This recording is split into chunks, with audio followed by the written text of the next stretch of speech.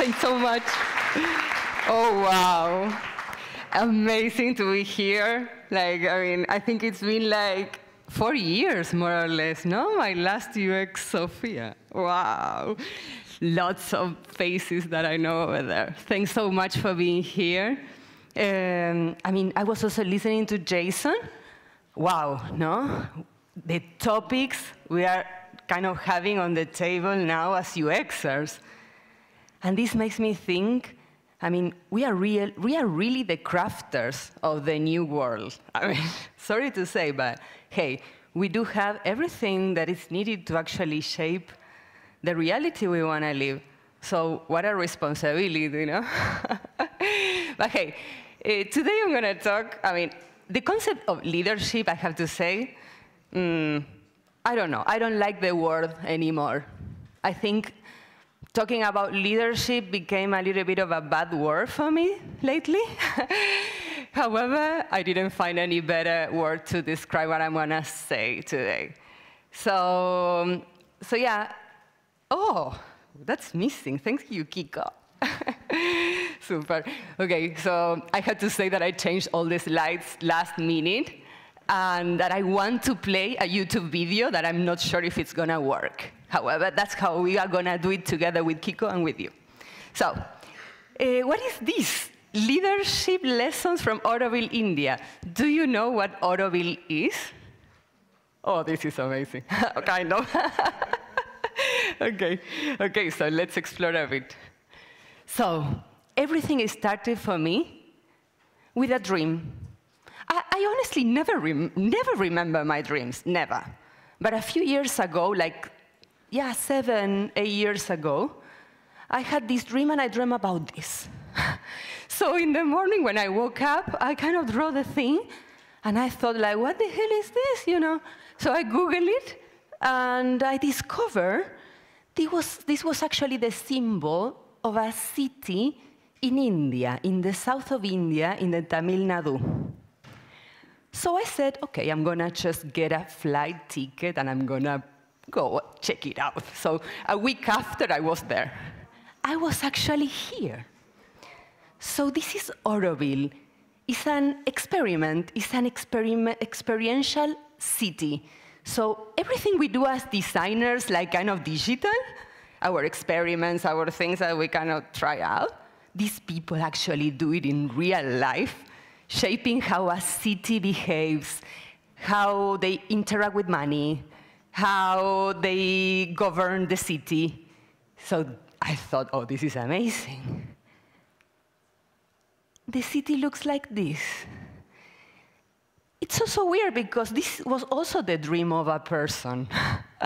There was a woman called Mira Alfasa in the 60s that she had a dream about a city that could enable people to experiment different ways of interacting with the planet Earth, and on sustainability, on permaculture, innovating, structuring the water, having neighborhoods oriented to different type of ways that you want to feel.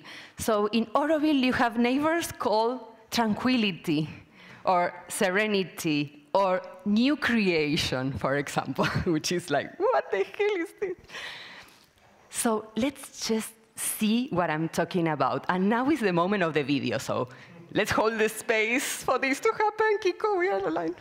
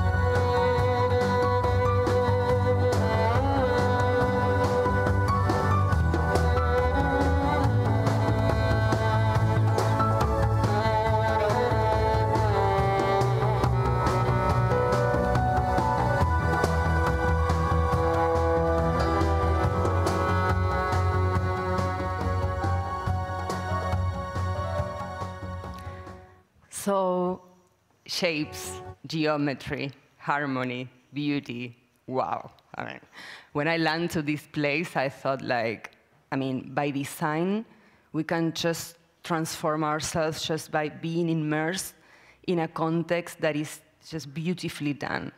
So just that is needed, nothing else. So this is how I came up to the first lesson, no? For me, as a, back then, like a leadership, like a UX manager, you know, I had a huge team and things like that. So I thought like, oh, I mean, like all these templates, all these techniques, all this bullshit, you know, there's no map. But however, there is a horizon. When we as leaders have a vision, have a dream, have an idea in our heads, it's just that pull that comes from inside you to say like, hey, I'm gonna just get a flight ticket and I'm gonna put myself there. And I'm gonna experience what this has to offer. So in this line of the horizon, there are some things that you can also apply to your real life, no, as a manager. Like, for example, defining a product vision. It's very tough sometimes because when we define like a product vision or ways of working or the culture of an organization, it takes really long time to see it kind of materialize. When you first start shaping these artifacts or these concepts, you don't see them at all.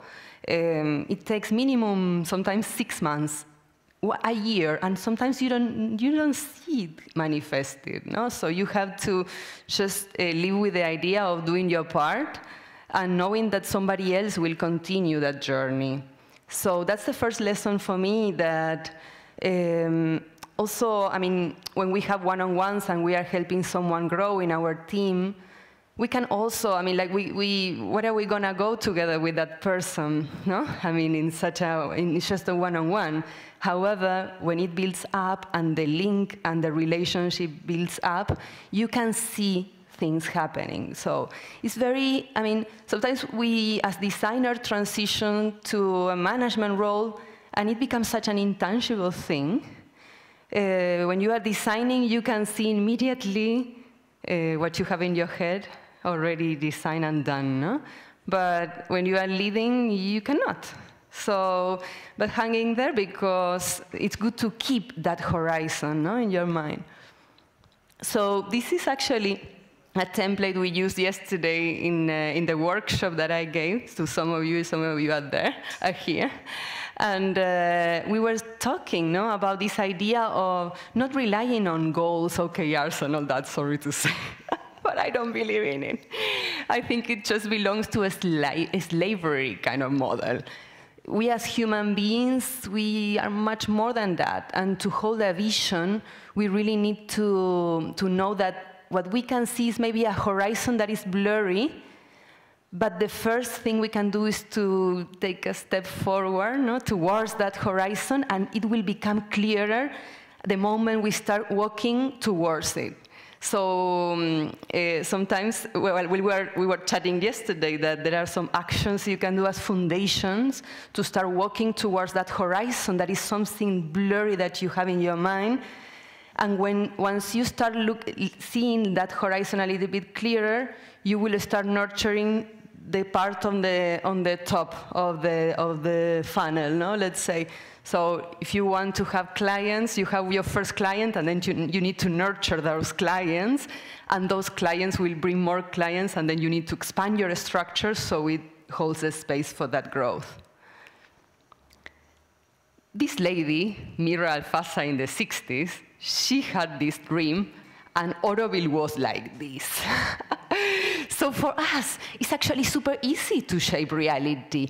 Immediately, as designers, we can make a sketch, and somehow we start seeing that this idea ends up existing in a way, no? So, yeah, but imagine, like, you see this, and then as a designer, you freak out. You say, like, where do I start from, you know? How do I build this into a city out of a drawing? But then is sometimes that there is somebody else that takes that drawing and ends up starting to detail okay, how does this would look if this is a city and has something in the middle that is like this ball that we don't know what is inside, but I'm going to tell you. Then there are some neighborhoods maybe around. How do we divide? Do we color code?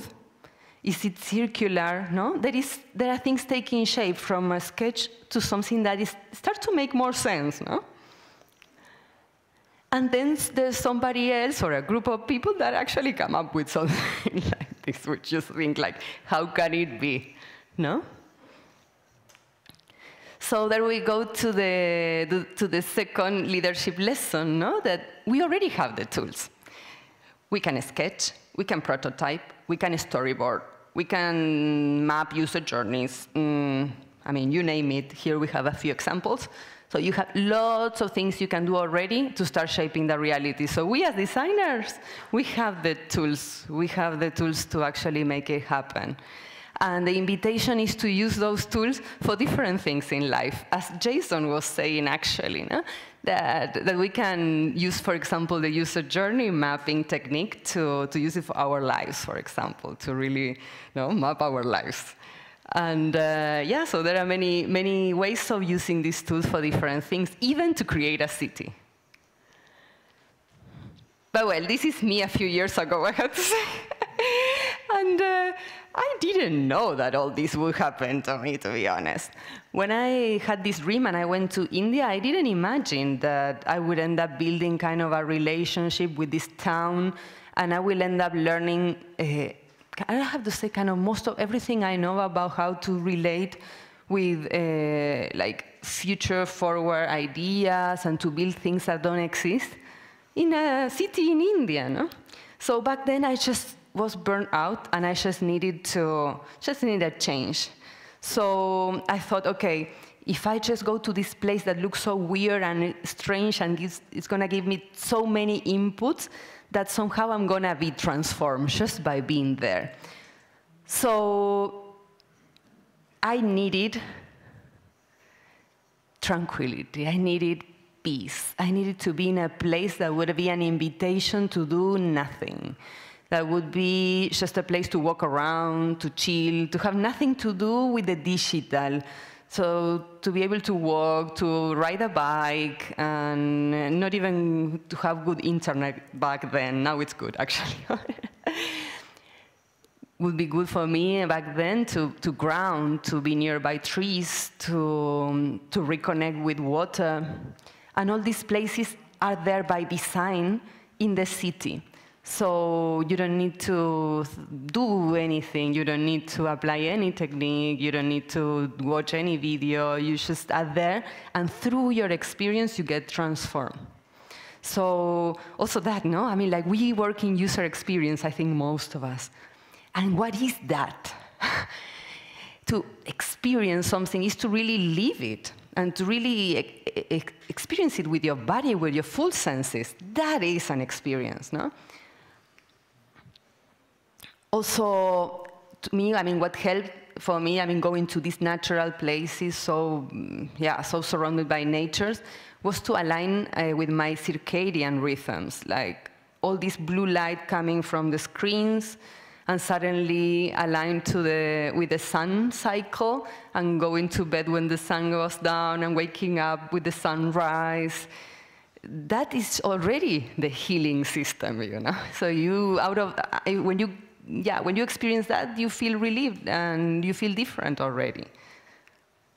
So this is the third lesson that I learned in my trips, that it's important to have in your calendar, when are you going to recover? Like Messi, you know, the football player. He recovers, for sure, after the match.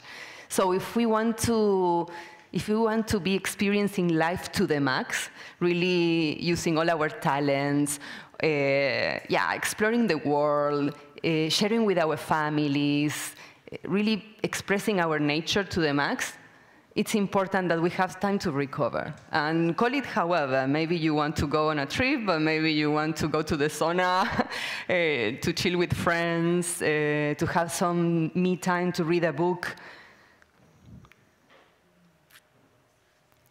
different things that actually unplugging from work do. You know, quality of life, well-being in general increases. You become more creative. I don't know if it happens to you, but sometimes it happens to me that I get very drained when I am focusing just one client or one product for a long time.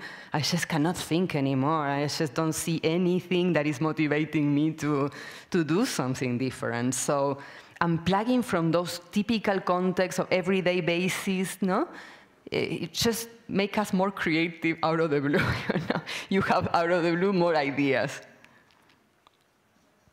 So this is the thing. I'm taking a group to India at the end of the year, so if you fancy to come with me to Oroville, I honestly don't know if I'm going to do this again. However, I mean, I said, why not this time? And yeah, so we are going to spend New Year's Eve in India. And if you are happy and want to join, you know, you can just text me. But the last lesson, actually, is that, I mean, we can all stand here and talk about leadership, lessons, teach templates and this and that, blah, blah. But your life is your message. So what is that you're actually living? What is that you're actually inspiring to your teams? What are the values that you hold in your life and that you are living by? So for me, yeah, sometimes when I think about purpose or really big things that I can do with my life, I come back to this and I say, hey, my life is my message, no? So if I had a dream and I dare to take that ticket, that is what actually is helping me grow and expand. And I trust that that will end up connecting the dots of my life in a meaningful way. Thanks so much.